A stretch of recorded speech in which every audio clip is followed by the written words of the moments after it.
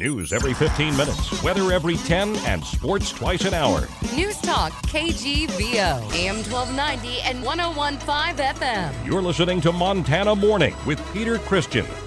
A Wyoming teenager could face the death penalty over Montana murders. Good morning, everyone. It's Montana Morning. It is Wednesday, February 24th, 2016. Right now, the sky's clear. It's 21 degrees in Missoula right now. Our newscast this morning, sponsored by Dig It Excavating. They bring 30 years of excavation excellence to every job. Call 214-4292. Our top story across the state this morning, attorneys for a Wyoming teenager who's been charged in a double slaying on Montana's Crow Indian Reservation are fighting attempts by federal prosecutors to have the suspect examined for competency to stand trial.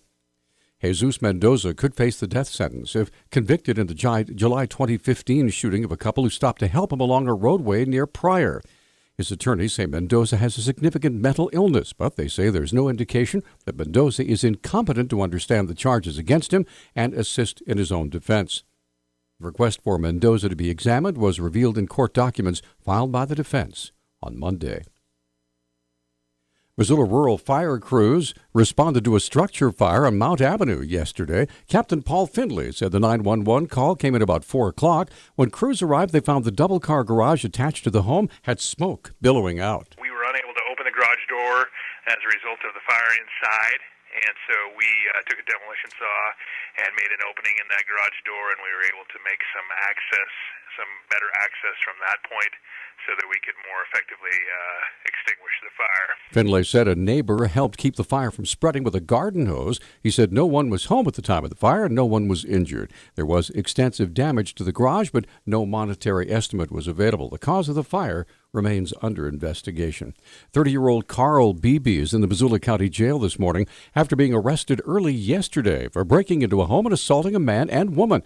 Police spokesman Travis Welsh said the call came in about 4 o'clock yesterday morning. Officers were called to a residence in the 1000 block of Kern Street for the report of a male who was trying to get into an adjoining residence.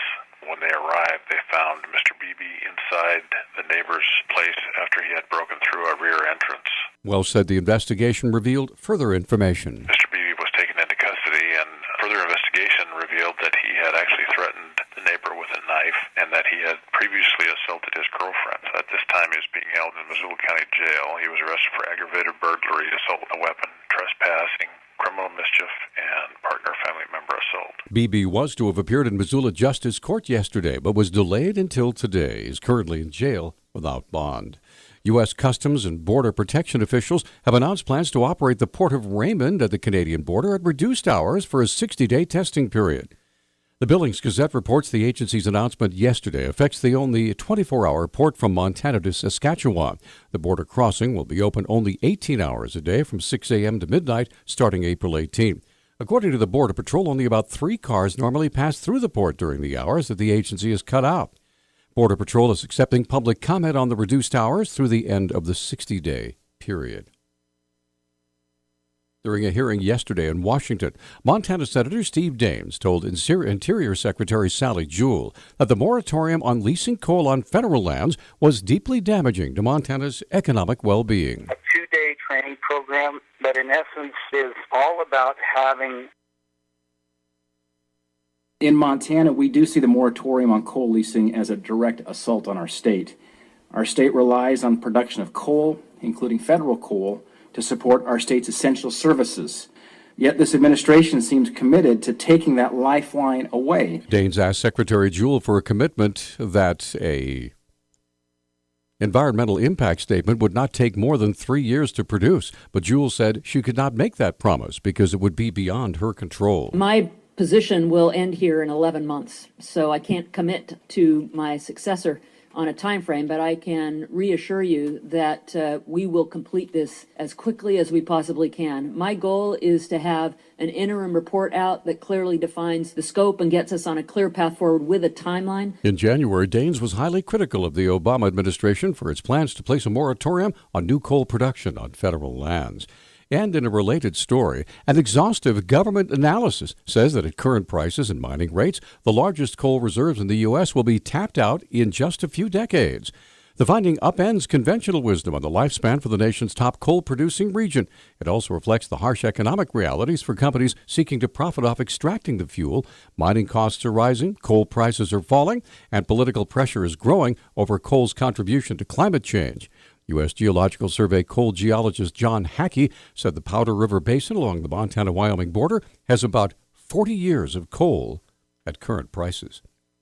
Missoula County Sheriff's Office is instituting the Blue Courage program to help officers, quote, flourish in all aspects of life, to act with practical wisdom, to exude vitality, and to hearten human connections, end quote. Under Sheriff Jason Johnson has details. A 2-day training program that in essence is all about having a very healthy life in the law enforcement career. We dive into post-traumatic stress that officers deal with, and the fact that it may not just be one event that triggers it, but years of events that build up. Johnson describes the concept of practical wisdom. We talk about practical wisdom and the power of influence. We spend quite a bit of time on that. What I mean by that is that every call, they have an opportunity to leave an impact on somebody's life and to influence them in a very positive way. Johnson said Blue Courage also offers training for corrections officers. He said all personnel will be undergoing the training starting March 8th. The Montana Department of Revenue is preparing to do a statewide compliance check on new e-cigarette vendors' license requirements. According to DOR Public Information Officer Marianne Dunwell, the compliance check will begin soon. The Montana Department of Revenue is going to be starting retail inspections in about a week in March to make sure stores that are selling e-cigarettes or vapes, make sure they have a license to sell them. The license requirement is part of a new state law. So far, many have already paid the $5 processing fee and filled out the application. Lots of establishments have done what the requirement asks for, and that's to submit their license application, and they've received their licenses. The department has processed 680 alternative nicotine or vapor product licenses. Piece of trivia, about 1/3 of those businesses are also licensed to sell tobacco. Dunwell says the Department of Revenue expects to find about 100 non-compliant businesses during the check, but says they won't be fined yet because the law has only been in effect since January 1st. Our news talk time now is 6:12. News Talk, KGVO. Missoula's official weather station. Mostly sunny skies today with our high temperatures in the mid-40s. Tonight we'll drop back into the 20s. We'll see our highs right around the 50-degree mark Thursday into Friday. Showers by the weekend. I'm meteorologist Brooke Foster for Missoula's KECI 13.